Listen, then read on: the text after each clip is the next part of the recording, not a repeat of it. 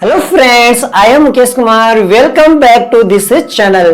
तो फ्रेंड्स, आज हम स्टार्ट करने वाले हैं इकोनॉमिक्स टेस्ट सीरीज 2022, जिसके अंदर हम एग्जाम पॉइंट ऑफ व्यू जितने भी मोस्ट क्वेश्चन होने वाले हैं, चाहे माइक्रो इकोनॉमिक्स हो चाहे मैक्रो इकोनॉमिक्स हो, पूरे सिलेबस को लेकर ऐसे क्वेश्चन तैयार करेंगे जो एग्जाम के अंदर आने के 100% क्या बनेंगे, चांस बनेंगे। तो फ्रेंड्स, जल्दी से वीडियो स्टार्ट करते हैं। देखिए, फर्स्ट क्वेश्चन हमारे पास आता है कि औसत लागत ज्ञात करने का सूत्र बताइए। औसत लागत यानी कि एवरेज कॉस्ट ज्ञात करने का सूत्र क्या होता है? टीसी बटे क्यू।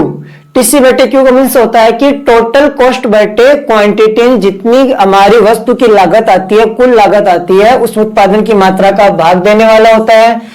या फिर टीआर। टीआर का मीन्स होता है टोटल रेवेन्यू, यानी जितनी एक फर्म के पास कुल आगम आती है उसके अंदर क्वांटिटी का भाग देते हैं। तो आगम यानी रेवेन्यू की बात की जा रही है, जबकि हमारे पास किसकी बात की जा रही है? लागत की। तो ये वाला ऑप्शन हमारा कभी भी नहीं हो सकता।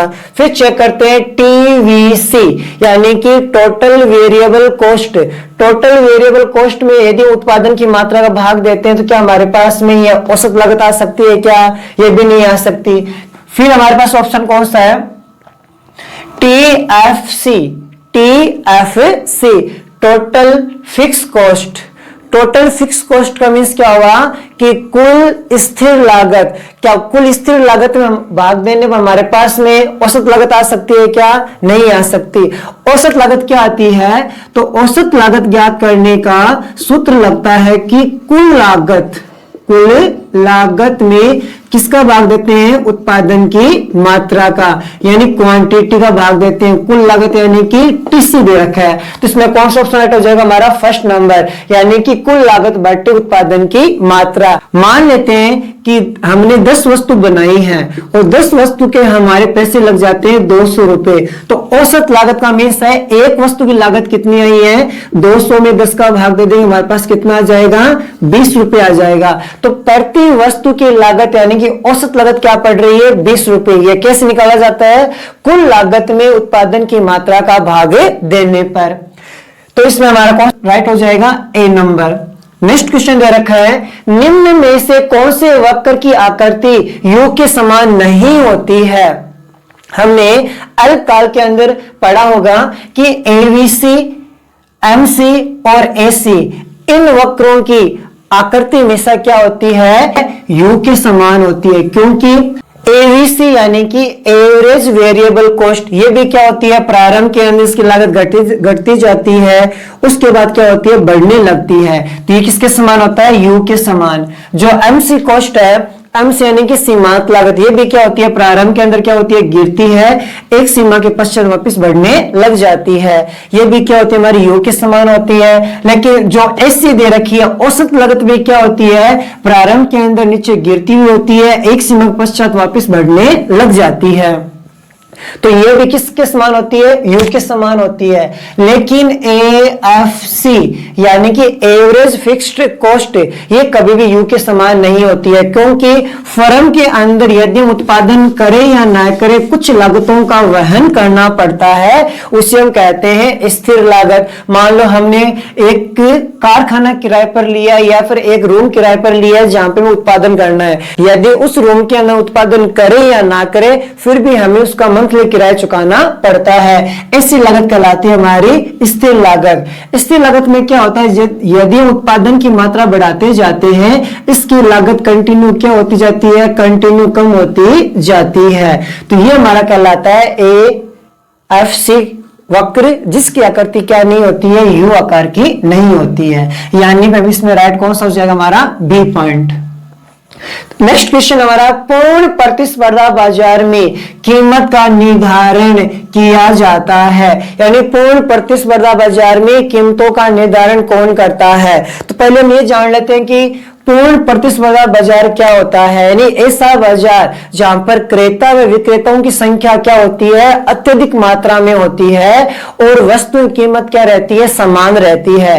क्यों रहती है? क्योंकि सारी कीमतें किसके द्वारा निर्धारित की जाती है? उद्योग द्वारा निर्धारित की जाती है।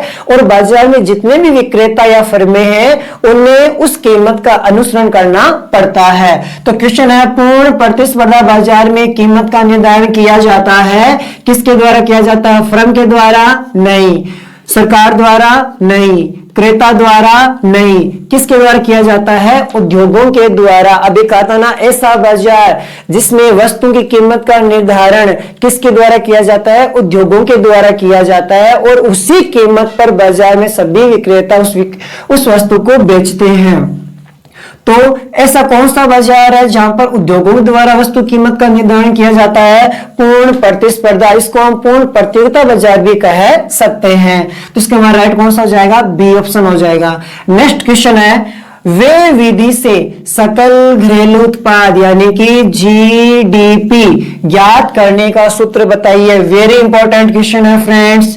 वे विधि से, क्योंकि राष्ट्रीय आय ज्ञात मीन्स की सकल घरेलू उत्पाद ज्ञात करने की 3 विधियां बताई गई है। एक तो हमारी है उत्पादन विधि, एक हमारी है आय विधि और एक हमारी दे रखी है कुल व्यय विधि। तो फ्रेंड्स क्वेश्चन कैसे भी आ सकता है? उत्पादन विधि वाला भी आ सकता है और व्यय विधि वाला आ सकता है और आय वाला भी आ सकता है। तो व्यय विधि से सकल घरेलू उत्पाद ज्ञात करने का सूत्र बताइए। तो ऑप्शन आता है सबसे पहले जीडीपी वाला कौन सा है? सी प्लस आई प्लस जी प्लस एक्स प्लस एम।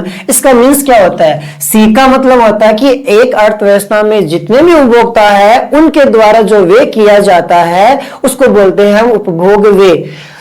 और आय का मीन्स होता है कि एक अर्थव्यवस्था में जितने भी इन्वेस्टमेंट होता है, जो फर्में हैं, उद्योग है, उनके द्वारा जो भी इन्वेस्टमेंट किया जाता है वो भी क्या होता है? एक तरीके से वे होता है, उसको हम शामिल कर सकते हैं क्या? फिर हमारा जी का मीन्स होता है गवर्नमेंट वे। एक अर्थव्यवस्था में उसका संचालन करने के लिए गवर्नमेंट होती है, गवर्नमेंट को भी अन्य प्रकार के वे करने पड़ते हैं, वो भी एक तरह वे माना जाता है। एक्स और एम का मीन्स होता है आयात व निर्यात। आयात व निर्यात। तो इसमें से कौन सा होता है कि सकल घरेलू उत्पाद ज्ञात करने का यानी जीडीपी ज्ञात करने का सूत्र होता है सी प्लस आई प्लस जी प्लस एक्स माइनस एम। कौन सा राइट हो जाएगा? हमारा बी ऑप्शन राइट हो जाएगा। क्योंकि एक अर्थव्यवस्था में चाहे उपभोक्ता वे करे, इन्वेस्टमेंट यानी कि कोई फर्म है, कोई उद्योग वो वाला वे करे, या फिर जो गवर्नमेंट वे करती है, एक्स माइनस एम का मतलब होता है शुद्ध निर्यात। जितना हमने निर्यात किया है उसमें से हम आयात वाली जो अमाउंट होती है वो घटा देते हैं, वो हमारा क्या माना जाता है? वे। तो ध्यान रखना है कि सकल घरेलू उत्पाद के अंदर जीडीपी ज्ञात करने का सूत्र है सी प्लस यानी उपभोग वे, विनियोग वे, सरकारी वे और शुद्ध निर्यात। नेक्स्ट क्वेश्चन है, राष्ट्रीय आय में शामिल किया जाता है।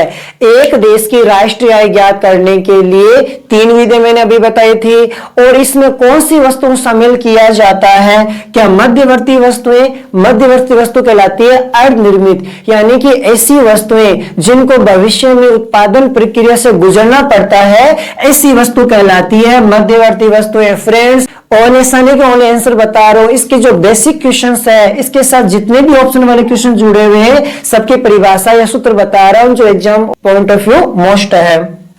और हमने देखा हुआ है कि राष्ट्रीय आय में कभी भी मध्यवर्ती वस्तु को शामिल नहीं किया जाता है, यानी ये हमारा ऑप्शन नहीं है। फिर हमारे पास आता है अंतिम वस्तु व सेवाएं। राष्ट्रीय आय ज्ञात करते समय अंतिम वस्तु व सेवाओं को शामिल किया जाता है। अब क्वेश्चन है कि अंतिम वस्तु व सेवाएं कौन सी वस्तुएं होती है? ऐसी वस्तुएं जिनको उत्पादन प्रक्रिया से आगे कभी गुजरना नहीं पड़ता है, वे वस्तु कहलाती है हमारी अंतिम उपभोग वस्तुएं। जैसे ये वाली वस्तुएं जो मार्कर है, अब इस मार्कर को आगे भविष्य में उत्पादन प्रक्रिया से गुजरना नहीं पड़ता है, ये हमारी कहलाती है अंतिम वस्तु व सेवाएं।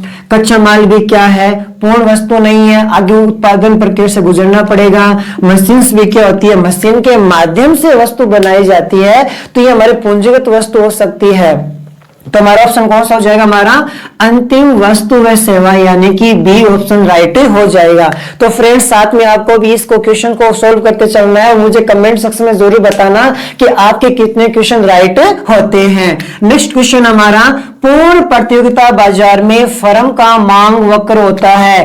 वेरी मोस्ट क्वेश्चन लगा लो फ्रेंड्स, वेरी मोस्ट क्वेश्चन। कौन सा क्वेश्चन है? पूर्ण प्रतियोगिता बाजार में फर्म का मांग वक्र होता है। पूर्ण प्रतियोगिता बाजार यानी कि पूर्ण प्रतिस्पर्धा वाला बाजार, ऐसा बाजार जहां पर क्रेता विक्रेता क्या होते हैं? अधिक होते हैं। वस्तु कीमत कौन निर्धारण करता है? उद्योग द्वारा निर्धारण किया जाता है। तो इसके अंदर जो मांग वक्र होता है वो किस प्रकार का है? देखो, बेलोचदार, इकाई लोचदार, पूर्ण लोचदार या फिर पूर्ण बेलोचदार।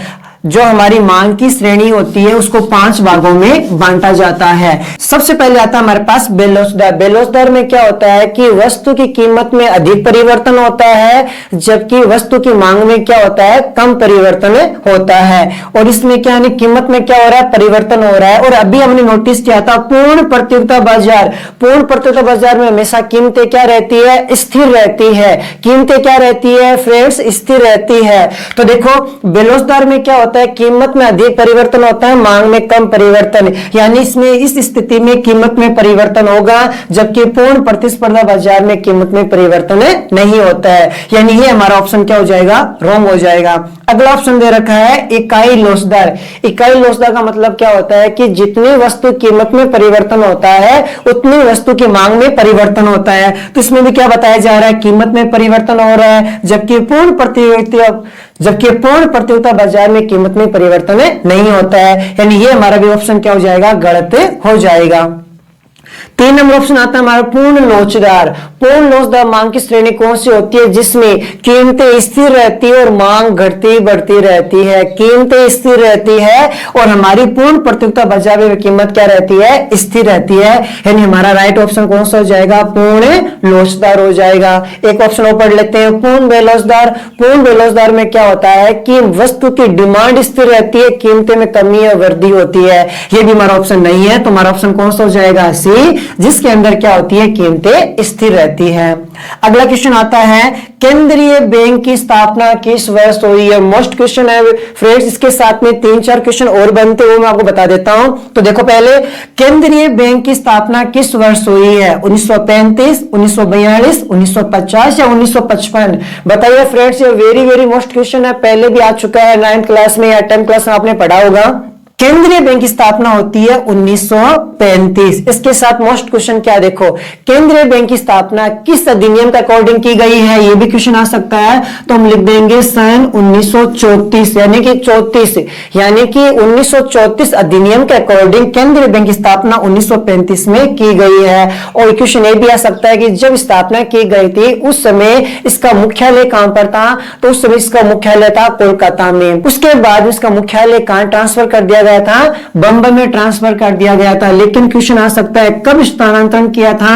1937 में स्थायी इसका जो मुख्यालय है कहां पर ट्रांसफर कर दिया गया था? बंबई में। क्वेश्चन ये भी आ सकता है कि इसका राष्ट्रीयकरण कब हुआ था? तो यानी इसकी राष्ट्रीयकरण हुआ था सन 1949 के अंदर, क्योंकि जब इसकी स्थापना की गई थी तब एक निजी बैंक थी और सन 1949 में क्या हुआ? इसका राष्ट्रीयकरण कर दिया गया। 1949 से पहले निजी बैंक थी, उसके बाद में राष्ट्रीयकरण कर दिया गया।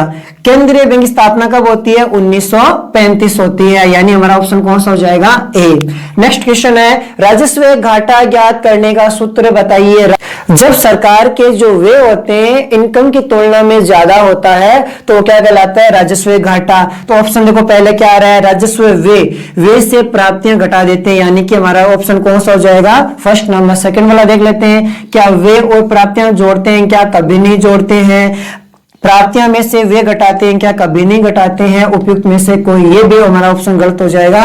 तो राजस्व घाटा का सूत्र कौन सा होता है? राजस्व व्यय माइनस राजस्व प्राप्तियां। नेक्स्ट क्वेश्चन देखो, आधुनिक अर्थशास्त्र के जनक, यदि आप इकोनॉमिक्स पढ़ रहे हो तो ये सबसे मोस्ट क्वेश्चन है। सबसे पहला क्वेश्चन यही आता है कि जो आप इकोनॉमिक्स पढ़ रहे हैं, अर्थशास्त्र पढ़ रहे हैं, इसके जनक कौन है? तो वैसे फ्रेंड्स, प्राचीन अर्थशास्त्र के जनक माने जाते हैं कौटिल्य, इनको विष्णुगुप्त भी कह सकते हैं और चाणक्य भी कह सकते हैं। लेकिन क्वेश्चन क्या है? आधुनिक अर्थशास्त्र के जनक कौन है? आधुनिक अर्थशास्त्र के जनक माने जाते हैं प्रोफेसर एडम स्मिथ को।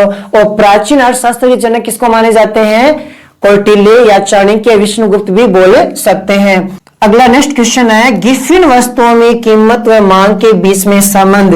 गिफिन वस्तुओं में मांग व कीमत के बीच में संबंध क्या आता है? पहले क्वेश्चन है, देख लेते हैं गिफिन वस्तु क्या होती है। गिफिन वस्तुएं वे वस्तुएं होती है जहां पर मांग का नियम लागू नहीं होता है। मांग का नियम कहता है कि वस्तु की कीमत बढ़ने पर वस्तु की मांग में क्या आती है? कमी आती है। जबकि यहां पर क्या होता है कि इन वस्तुओं की कीमत बढ़ने पर इन वस्तुओं की क्या होती है? मांग भी बढ़ने लगती है। वो कहलाती है गिफिन वस्तु, यानी कि घटिया क्वालिटी की वस्तु होती है।